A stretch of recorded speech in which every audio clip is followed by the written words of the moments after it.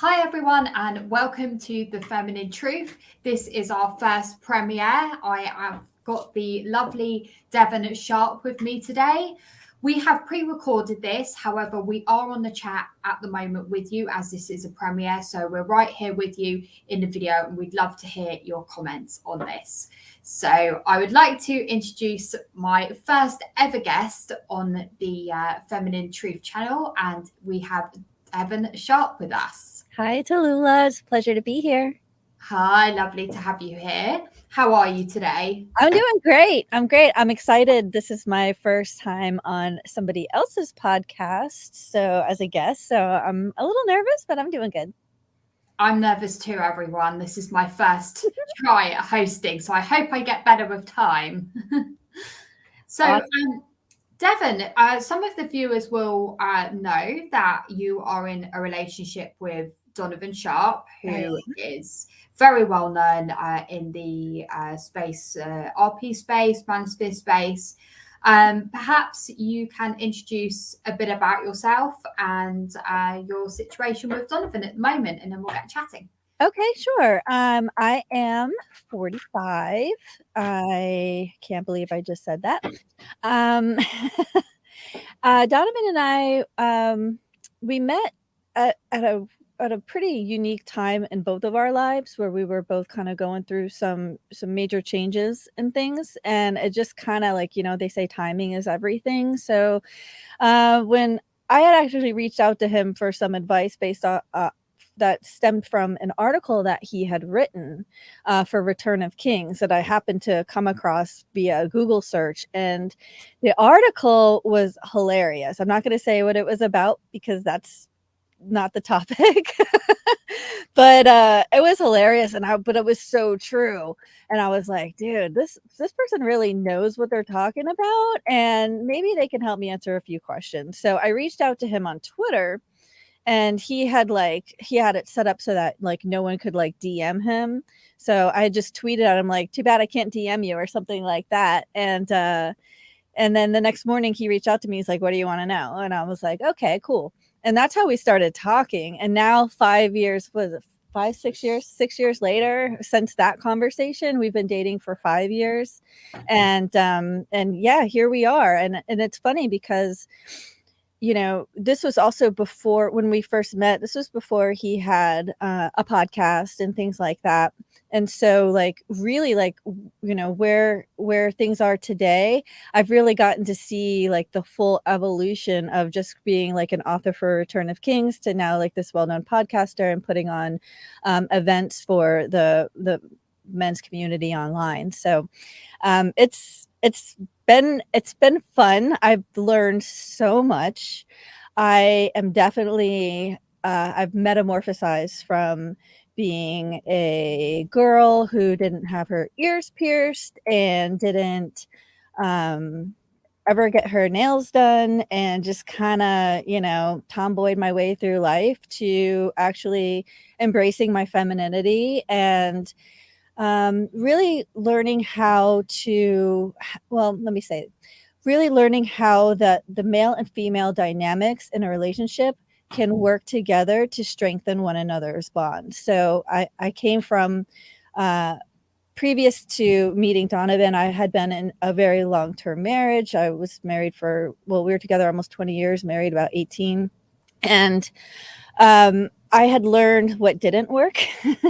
That you can't do it all, that there is no equal 50-50 partnership, that doesn't exist. And I had gone from and I didn't even know it was feminism that had influenced my thinking at the time, but I had gone from, I wanted someone who could match me in all respects. And, he has to be my equal, and like, as if a man had to like be enough to be with me rather than I needed to bring some value to him.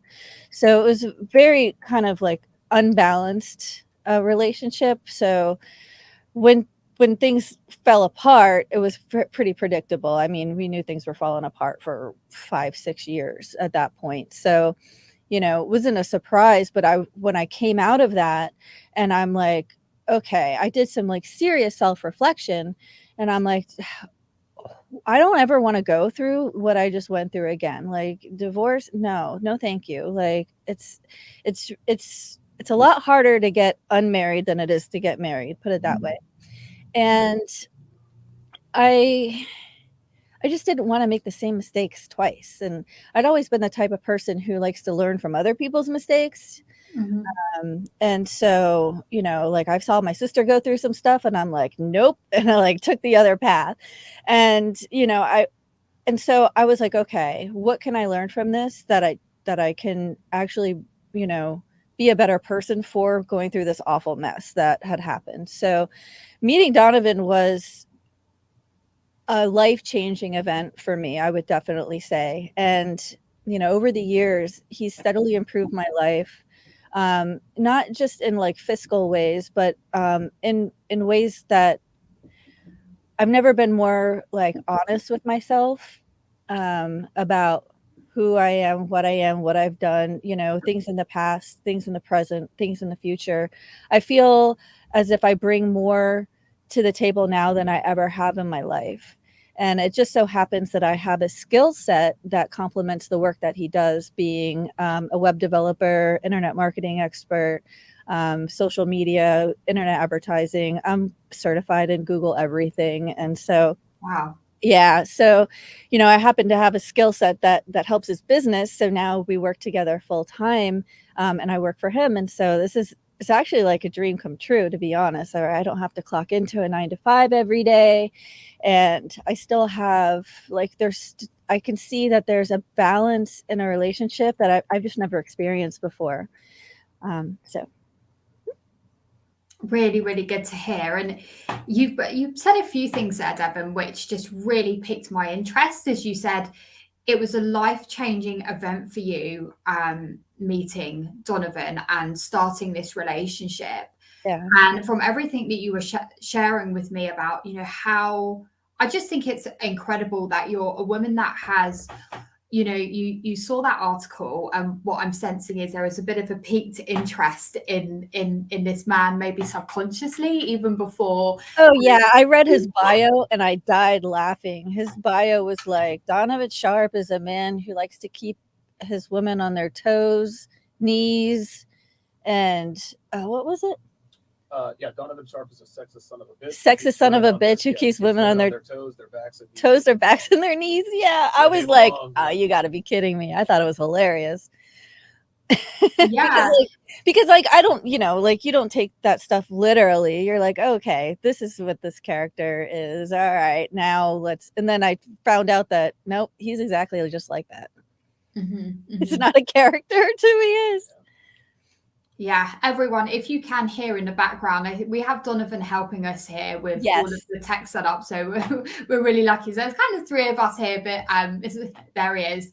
But then just me and Devin talking about things. So moving forward, you said about, you know, this was a really life-changing event for you. And I think that really goes well with what I wanted to talk about subject-wise today is the alpha widow, which you and I have both spoken about in the past. And it's always been a concept that has really, really interested us. And it's definitely something that in ways I can most certainly relate to or feel that I would relate to in life. And I wondered if you could just tell me what your take is on it. Obviously, we have to shout out to Rollo Tomasi here. It is something that he's written about. Yes. But Devin, if you could just speak to us about what your thoughts are on the alpha widow and how you think it relates to you. Okay, so I'm going to give like the standard issue definition of an alpha widow in case people aren't familiar with the term. An alpha widow is used to describe a woman who holds an attachment and is still fixated on a man who has had the most impact in her life. Yeah. In a summary. So the way I look at things is, and this is from my personal point of view, is that I know that if Donovan and I don't work out, I'm going to be the worst alpha widow there possibly could probably ever exist, because And I jokingly say that Donovan has ruined me for other men, because if I, for example, if I went on a date with a guy and he didn't ask me what I wanted and ordered for me, I'd kind of be like, dude, this guy's like a loser. Like, what's going on here? And that's just something simple, like, okay, all right, if I was dating a guy and he was like, oh, why don't you go out with your girlfriends tonight? I'd be like, what? Like, well, does this guy not care if I cheat on him? Like, what is going on here? So it might sound a little demented, but I have learned through Donovan that there are things that we do proactively to protect our relationship, and there are things that we can do to make it healthy, even when society says those things are not healthy, such as girls' nights out. I know, and everybody knows, but women don't want to talk about what really goes on at girls' nights out. Now, a lot of times it's just girls getting together and talking about whatever, TV or whatever. But most of the time, especially with younger women, it's basically like, what can we get away with that nobody else will find out? And and it's just basically, let's behave in ways that can lead to infidelity. So being like an alpha widow is someone who says, okay, I can't see this person as being masculine because they're not as masculine as the person that I have, just come from. Yeah. So unless the guy has like completely like iron will and iron frame, or, every person's different and they're going to express, their basically their framework different ways. Unless a guy really has like strong frame, we're not going to respect him. No. And would you say that a man having strong frame is someone that is capable to really imprint on that woman? Women tend to follow the leader, right? If a guy sets the pace, he sets the example, the woman will follow. And a guy without that, like, for example, what do you want to do for dinner? I don't know. What do you want to do for dinner? Okay. That right there, I would probably never talk to that person again, because that's just not like, because I'm used to having a man who says, all right, well, we could do this, or not. No, he wouldn't say that. He would say like, okay, what do you want for dinner? Let's do Outback. Get me this, this, and this. Oh, okay. Like, okay, someone's decisive. Now I have to get on this program. and it takes away, like, as Ali would say, quarrelsomeness, and it takes away a lot of the drama. And maybe some women crave that, but I don't. I like straight shooters. I like people to be completely honest with me, completely upfront with me. And if I don't like it, it's my problem. It's not their problem. So that's kind of, I went off on a tangent there. I'm sorry. No, not at all. And I think that the more sort of confident and the more that a man is in frame, the more that as a female, we can actually trust them. Yes, that's a big part of it. I agree. A man who has his own program, his own life, and where you're not the center of his universe and he's not bowing over to your every whim, like, you can trust that man to do what's best, not only for him, but also what's best for you. And a lot of women have a hard time giving up that type of control. They don't want anyone to tell them. They're almost like spoiled children. You can't tell me what to do. You can't tell me what to eat, what's good for me, this and that. I mean, honestly, like, if I didn't have Donovan in my life, I probably would be not in good shape, not as good as I am now. I would definitely be kind of a mess, to be honest. Like, I would just be kind of aimless. And through Donovan and through his frame, his structure of his life, I admire that. I admire the discipline, and I want to keep pace with him. It's motivating.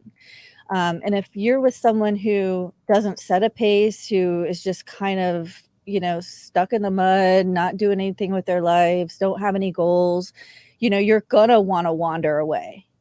So I think frame doesn't, I wouldn't say necessarily keep you in line, but it gives you a path upon which your interests will always be piqued. And I just feel that sometimes when a man has confidence, it can almost make his female partner feel confident as well. Just from him being confident, that makes her feel confident. It's quite hard to explain unless you're sort of in that boat. But I have seen so many women that have been not confident in many ways or not secure in many ways, but because they are with an alpha male and with someone that is naturally confident. This is not a guy trying to be confident. This is not a guy trying to be in frame. He's not trying anything. He just is. Right? Yeah. And he is super confident. And when she's stood next to him, sat next to him, around him, listening to him, she has that inner confidence herself that emanates from that. Would you agree? I totally agree.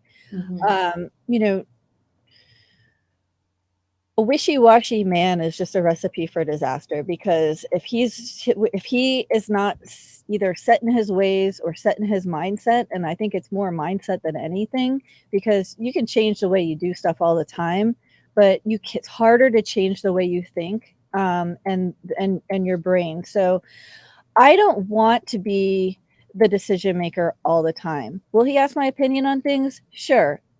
Will he ever ask my opinion on things that aren't necessary? No, because the more time a woman has to spend in her head, and the more decisions that she has to make, and the more crap she has to think about, the less energy and attention she can put on her man and on the things that really matter and make their lives better. Women want to bring, well, maybe not all women, but women like us want to bring our men peace, want to bring our men happiness, want to wake up in the morning and say, wonder what today's going to bring. Yeah. How can I make this day better? And what are we doing tomorrow? And how can that be better? What can elevate our lives, to a point where we're just completely happy. And a lot of people just settle. They just want to settle for okay. And that's fine if that's what you want. And most people go through life just okay or average or below average. But when you have a man who has his life together, that has, goals, that has solutions, that says, okay, doesn't catastrophize, is that a word? Catastrophize, basically always sees a way out, always sees the next step. Not a person who's just going to wallow in misery. If anything, I know that if anything happened tomorrow, let's just say all the equipment in the studio disappeared, I know that within 2-3 months, we'd be back on our feet doing something else productive, and our lives would continue. A setback isn't a death knell when you're with a man who has, the correct mindset, has the right frame, who has goals, who has discipline. A setback is just, oh, okay, this is life. We'll handle it. And it gives you calm, and it gives you more peace to say, okay, the big things, I don't need to worry about those. He can worry about those, and then I can worry about what's for dinner, or, taking care of the house, or doing the groceries, and things like that, where,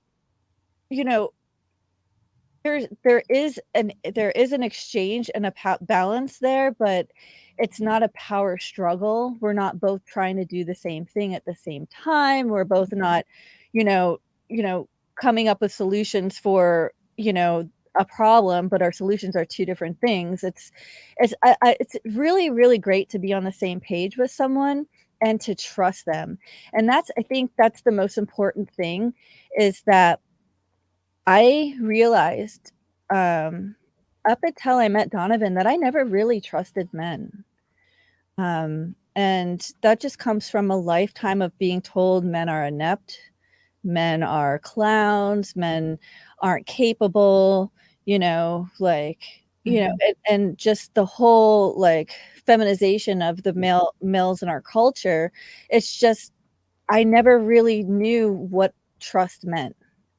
Like, I never knew, okay, when he says he's going to take care of something, I don't need to ask him about it. You know, I don't need to nag. I don't need to, just trust it's taken care of. If he needs my help, he's going to ask me. And if he doesn't need my help, if I'm concerned, I'm allowed to express that, you know, hey, let's talk about this. But am I going to question him? No. Am I going to look for things to worry about? No. You know, I worry about what's in my responsibilities, and he worries about his. And it's so freeing. It's so freeing to trust somebody, to not have to question them. And I don't think that most women don't understand that when they think about who or what is an alpha male isn't a stereotype. An alpha male can become all shapes and sizes, and have different ways of, you know, maintaining his frame, controlling his life, living life by his own terms. I don't like the whole meathead, like bodybuilder, I'm an alpha male type of thing, because it skews and it blinds a lot of people to what true self-sufficiency and what true mastery of life, you know, men can offer. And it comes in all shapes and sizes. That's one of the reasons why I like going to these events like the CME, is because you get to meet so many different types and shapes and sizes of people that all are there with the same purpose. They all want to master their lives. They want to be successful. They want to live life on their own terms. You know, they all have a level of discipline, and the ability to do what's hard. And those are the types of people that I like to be around now. And those are the types of people that I learn from. And if you're just quiet and you just listen, it's amazing what you can learn. You know, so when I say like alpha widow, I don't mean like, oh, he's got to be a big guy and, you know, it's a size thing or it's a perception thing. It's more about what you don't see that makes an alpha widow than what you do. Yeah. I mean, I sometimes put it as it's almost like a container, right? So you are in this relationship with this man, and this man he could be your partner, he could be your husband, he could even be your father, or a sibling. And they take full ownership for you. And in that ownership, I mean, they create a safe container around you. They're the people that are making the decisions. They are the people that are perhaps heading up that household. And you, like you said, you don't have to worry about that big stuff. Like if something happens to the studio, something happens to your home, you know that Donovan has created that safe space for you. The container, right? The invisible container that you are safe and protected. And you mentioned as well about someone ordering food for you. And I was having a discussion with someone about this the other day. And we were referring to a scene in Titanic of where the guy goes to order her food for her because, I mean, back then that's how it was. And it actually is often a way of a man protecting a woman against herself, because he is able to order her, you know, perhaps the right thing for her, to nourish her, to make her feel good. And, you know, it doesn't always have to be right, she'll have this or whatever, but from being around that guy, you have started to realize that actually this is going to be a better option for me. Yeah, it's funny because just that one example of ordering food, there's so many different qualities that can come out that are telling about a relationship, because he's not only just trying to provide for you as far as nourishment and food, he's also trying to protect you by claiming you, by saying, this one's mine, I got this. Like anything that you need from her, just go through me. So it's a way of also helping you relax as a woman, because now you're like, oh, if I need anything, I just tell him, he's got it. You know, and to create an example of what I've known before Donovan to what I know now, and this is just a small example. if I'm in a restaurant and they get my order wrong or it's undercooked or something like that, I'm the type of person that'll like just eat around the edges and not complain because, whatever, it's a hit or miss. Sometimes you win, sometimes you lose, right? I just don't like to complain. I don't like confrontation. I don't like to make a scene. And I don't think that women should really, want to be that way. So, before Donovan, I just would have eaten around the edges. No one would have said anything. No one would have been like, oh, you want me to take that back? Excuse me, waiter. But now, if Donovan even sees like an expression on my face that says, uh-oh, something's wrong. What is it, honey? Okay. Oh, wait, that's not done all the way. Excuse me. Can we please have a replacement? Rather than me eating around the edges and the other person just watching and doing nothing, like he immediately takes control of the situation and is immediately being protective. And not only that, like that is nice to have, like, especially when you're kind of like, a little quiet, don't want to say anything. I don't want to cause a scene, like, and so, but it's nice to have, like, I gotta admit. So, so for example, if I was out to dinner with said person and they not only didn't order for me, but then they're like, oh, sorry about your food. That's all right. Maybe next time. I'll be like, dude, I'm out of here. Like I am so ruined. And it seems like, and all of these alpha widow traits are all very small things, very small things that add up to say, okay, either this guy doesn't have his life together, or he doesn't know how to handle women, or he doesn't care. Yeah, absolutely. And I think you mentioned as well, settling. And the thing that women seem to do is when they get to about 30 is they think, okay, I've been with this guy that I really liked who's probably the alpha, right? And he's kind of gone or it hasn't worked out or whatever. So she usually settles with a guy who is just usually a standard guy. If you could put it into terms, a beta provider. And she actually just will never, ever, ever be happy how she was with the alpha. And that, I think, is an alpha widow, is where she's gone, right, okay, I need to settle now. I need to go with this guy. But she will always, always pine after the alpha that she had when she was 25 rather than 35. Right. A lot of people will confuse the alpha widow with like the love of their life. And I don't think it's necessarily the same thing. You can, like, when you're young, the love of your life, whatever, high school, college, or whatever, doesn't work out. Okay. But an alpha widow, it's not necessarily someone who lost the love of their life. It's they're losing the person who brought the most structure to their lives and compares all future men to them. Like, when you think about who you've loved the most, you're comparing your feelings, which isn't like a real tangible thing. But when you're comparing like experience and the love of your life, like say, once you experience the love of an alpha male, it kind of redefines things for you. It really does. It's like, it's hard to compare past or future people that you're going to be intertwined with to this experience that you have, because it's not just a person that you're dating, it's an experience.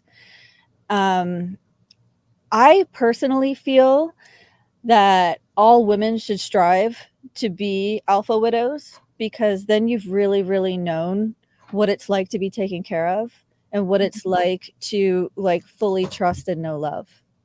Yeah, definitely. And I've seen so many alpha widows, like women that have actually been widowed in real life, like the partner has died. And I've seen alpha widows just that the guy is still alive, but it's as if he's dead, right? So I volunteer as a therapist at a bereavement agency, and the majority of women that have lost their husbands, I would say at least 80% of them are never, ever, ever going to get into a relationship again. They don't want to know. And these are women, some women come after 3 months of a bereavement, some women come at 3 years after a bereavement, and they say, I'm never ever going to have the same as what I had. I had the best. And it's so funny because it's such an RP saying, right? But I'm hearing this out ever. There's no point. They just say there's no point because it will not be him.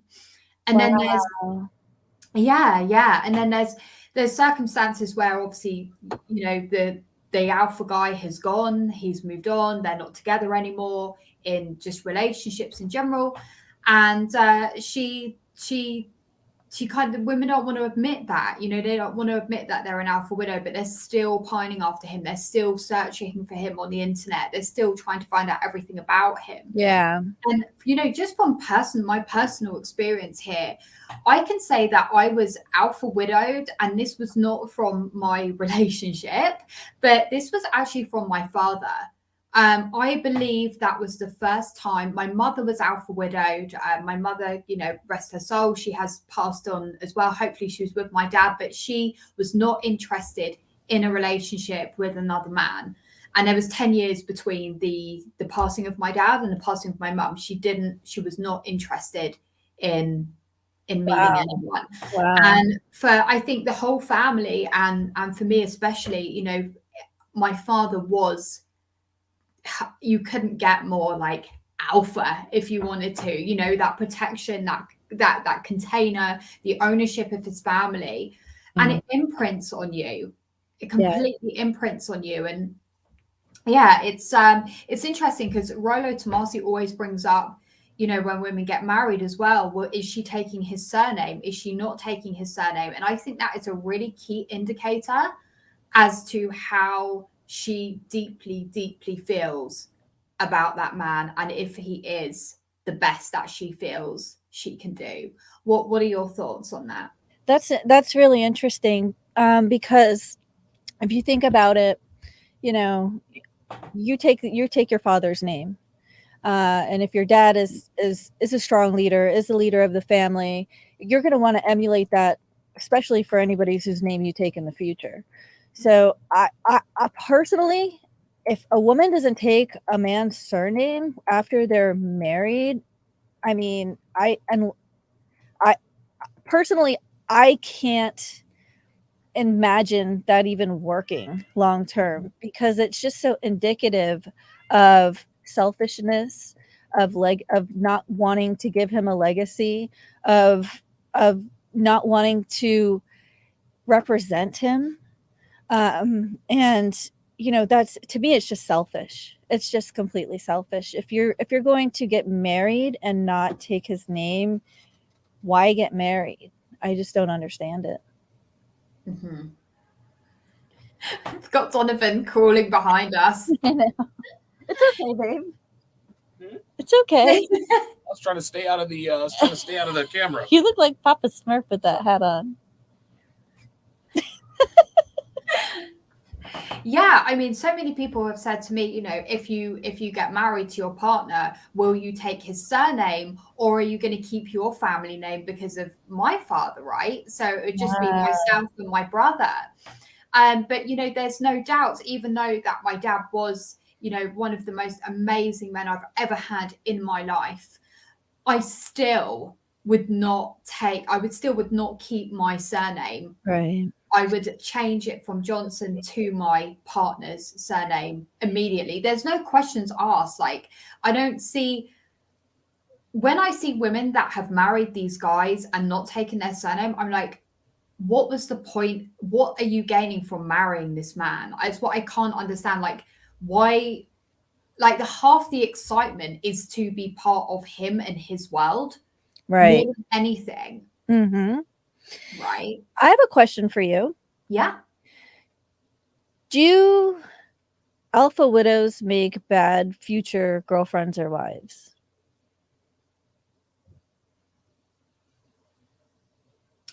Okay. If I put myself in that position, yeah, I think there is a big danger in it, because it would be impossible for another guy to match up to how I feel about the guy that I would have lost or whatever. Mm-hmm. Yeah. No, I think it's dangerous because you're never going to get the whole of the guy is never going to get the whole of me. I'm going to talk on my personal, side here. He would never ever get the whole of. I wouldn't enter the relationship. I think I'd be single forever. Really? Widow, yeah, and that would be it. I But think. yeah, Do you think it's different if the man has either passed away versus broken up and moved on or something like that? Do you think it's easier for women to move on if the person who broke up with her is still around, or if they're gone, it's like the love of my life is gone type of thing? Do you know what you would think? You would think that it would be the breakup would be like harder for her. But what I'm seeing at the bereavement agency and how I saw my mum to be, Mm-hmm. I think it comes at the same level. Wow. I really it's crazy, Mm-hmm. but it's like it's more conscious when the guy has passed on. I think it's really subconscious when the girl enters a relationship with a guy and the other guy is still around, because she will not be behaving the same with that new guy as she did with that old guy at all. Really? Okay, because my thoughts were, I thought about it both ways, and I was thinking that maybe, as it could be possible that an alpha widow might make a good future girlfriend because she already has the traits to be submissive, to follow a man's program, to like she's already been down the path of, I don't want to say coaching, but she knows how to follow a man's lead, right? Mm-hmm. Now, I think comparing all future men to that man is going to be dependent upon the person. Yeah. But at least the woman has the qualities of, making a man happy, especially a high caliber man or a man with high expectations of his woman, to be able to make him happy. She might be able to make somebody else in the future happy.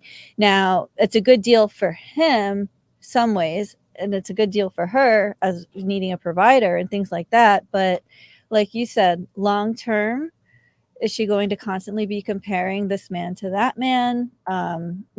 Oh, so-and-so wouldn't have done that. That kind of mindset will really undermine, I think, a relationship. So I think it could go either way too. Mm-hmm, mm-hmm.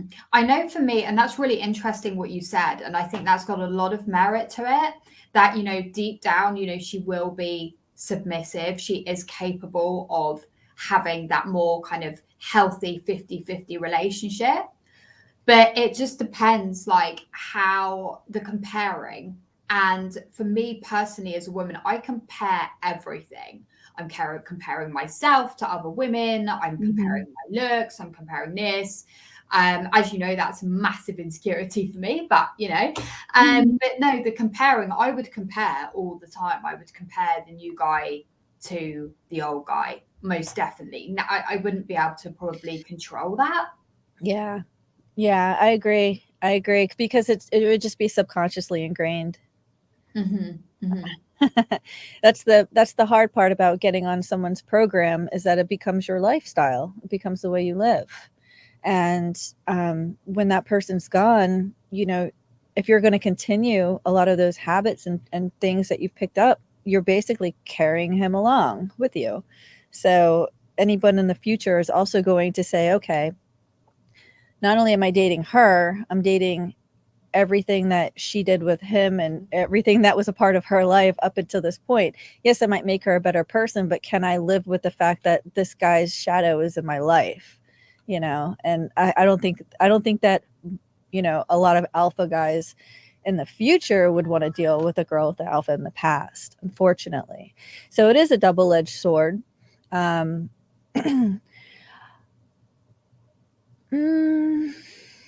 don't know. Sorry. It's a difficult one, isn't it? It's a difficult one when you're in a relationship with a man that you feel he is the best I can do. He's the best thing. It's really hard to imagine like being in a life without them. Yes, it's absolutely terrifying. Yeah. And then, of course, like some people would say, well, you're just afraid of losing him. That's why you do whatever he says and this and that. And I mean, that's what love is. Mm-hmm. You do whatever you can to keep the person in your life because they make you happy and you make them happy. So, you know, I think like with the red pill stuff, it likes to take love out of the equation. You know, there's relationships and sex is transactional, and she wants you to provide, and he wants her to be loyal, and you know, a lot of this stuff. But you know, occasionally love rears its ugly head. You know, and I think that gets lost in the sauce sometimes. And would you say that it's women are capable?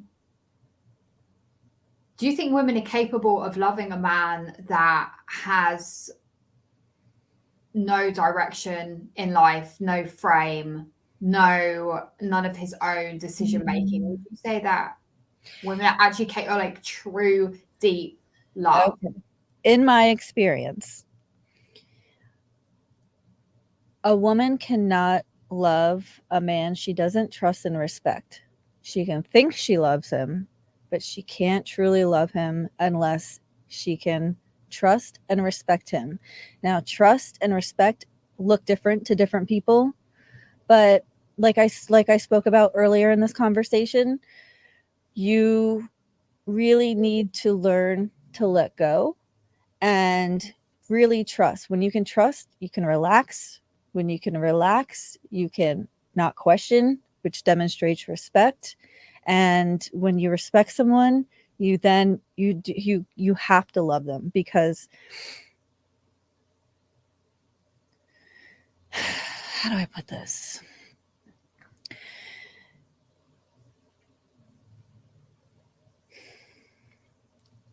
If I didn't trust Donovan to hold me accountable, I would question if he loved me or not. Does that make sense? Makes complete sense. So, right. So, okay. So I know that if I'm slacking off and the house looks like a mess and things aren't getting done, I know that if he doesn't say anything about it, then he doesn't care.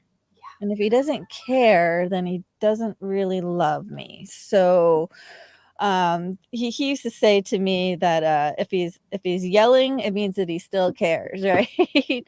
So, you know, like I've never been afraid of, you know, someone who asserts themselves. I'm always afraid of asserting myself, but I'm not afraid of people who assert themselves because my dad was much the same way. He was a yeller. And so like for me, it's just kind of like I listen to what you're saying, but I don't take personally how it's being said.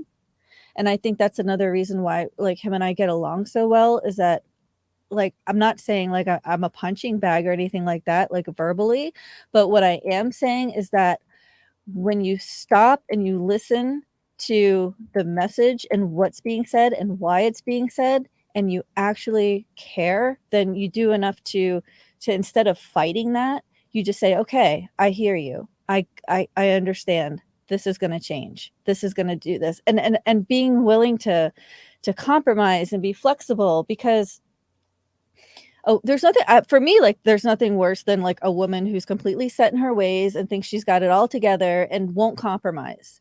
And that's a very common thing I see in to like the dating market today, especially with younger women, is they expect a man to just conform to their program and their rules. And they really don't know how to act when a guy says that's not okay.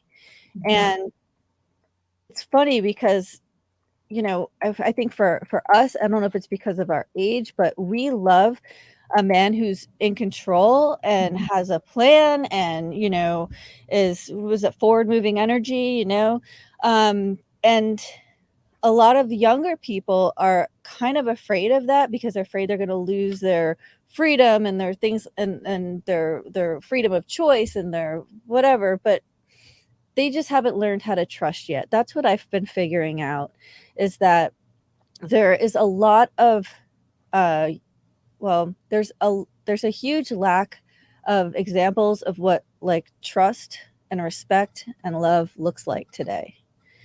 And I think if we had more of that, there would be more people would want to emulate that, and it would be a good thing both for men and for women, because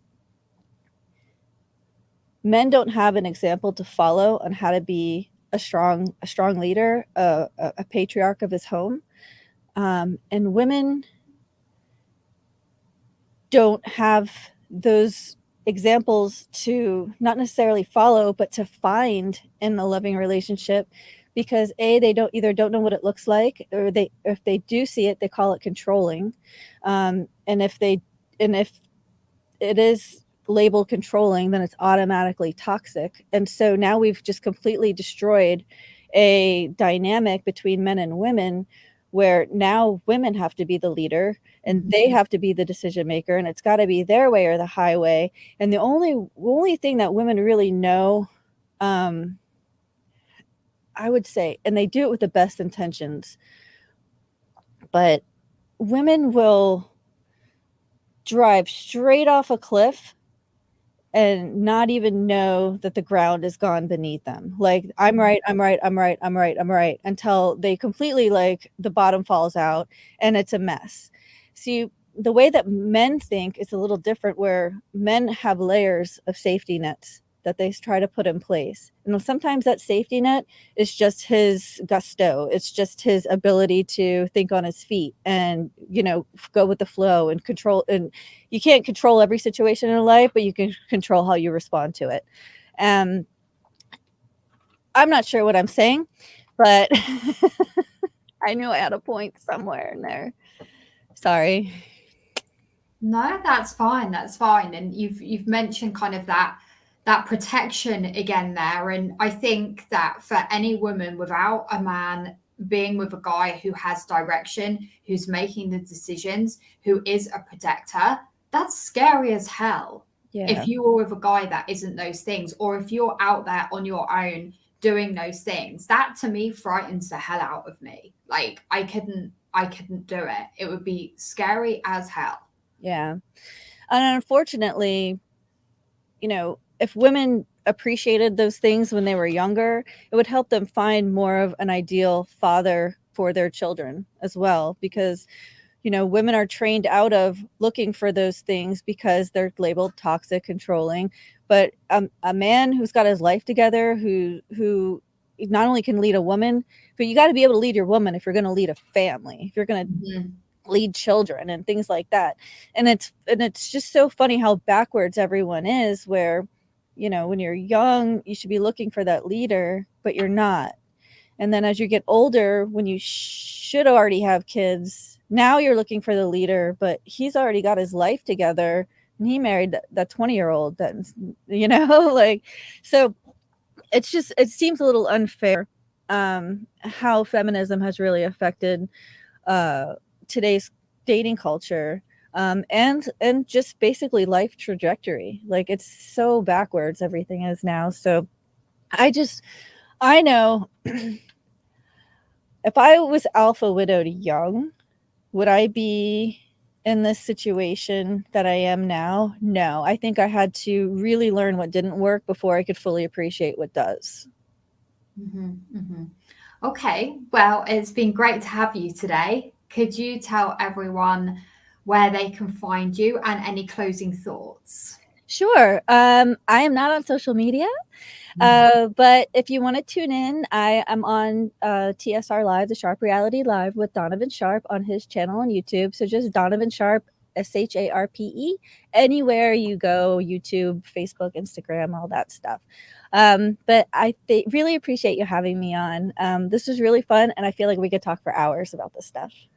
Yeah, I could really talk to you for hours. And guys, if you like this, please do let us know. We would like to have more episodes coming from two women that are a little bit older. We're not in our 20s anymore. We're not even 30. We're that bit older, and we're going to be talking more about that stuff as well. We're going to be looking at everything. And if you have any ideas of anything you would like to hear more about, let us know. And that's it from us. I'm super nervous, but Devin, it has been so lovely having you. Thank you so much. Thank you. And I wanted to wait for my first guest to be Devin, especially. You know, she's had a busy schedule, and she said, "Oh, you know, I don't mind if you need someone else." I said, "No, that's fine. I will wait for you." So, yeah, thanks, guys. Like and subscribe, and we'll see you next time. Bye. Bye.